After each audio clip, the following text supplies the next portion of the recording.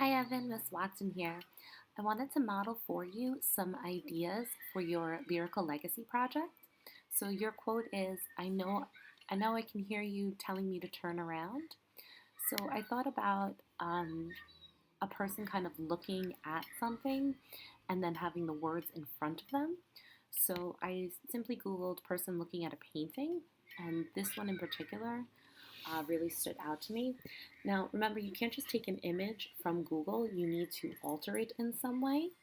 So I'm going to drag this onto my desktop and I'm going to open it up, and now I can use tools and adjust the color. So I'm just going to, I can up the exposure, make it a little brighter. I can turn down the contrast or maybe up the contrast. I kind of like that idea of upping the contrast. And when I X out, it'll save. Now when I go into Sketchpad, let me just zoom out so you can see my whole canvas. So I'm going to go to the emoji and load your own image. And I will find the image that I just edited and see it'll load in. Now I have two options. I can bring this all the way to the bottom, and I can try and stretch it up, but it may look a little distorted, but maybe that's what you want. It's really your choice. If you don't like that, you can just undo, and you can maybe take the vector fill, and you're going to use the eyedropper and have it pick up the same colors over here. Or you can just leave it this size and don't worry about here, we can just crop that out. But for modeling purposes, I do kind of like it stretched like this.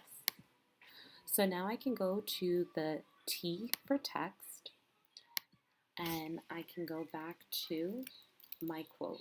So I know you're telling me to turn around. Right? That is definitely your quote. Let's actually double check.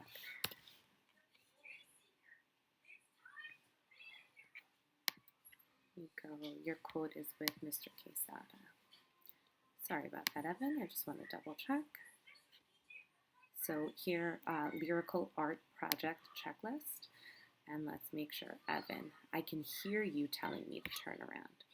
So let's go back, and I can hear you telling me to turn around.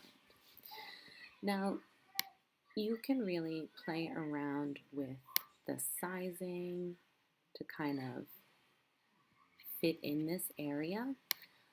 You can also change the font. So when I click on this styles, I want to go to all of these different fonts. And if I just kind of hover over the font, it'll change it and show you what that particular font looks like. And you have a lot of different ideas. Like this one, I think is kind of a little playful. And then you can also up the line width. So if you change the fill, you can also add an outline.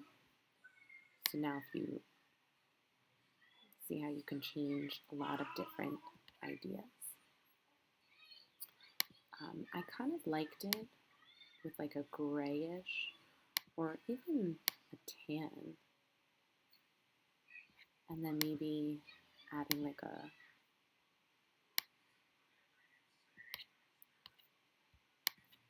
and I can move this.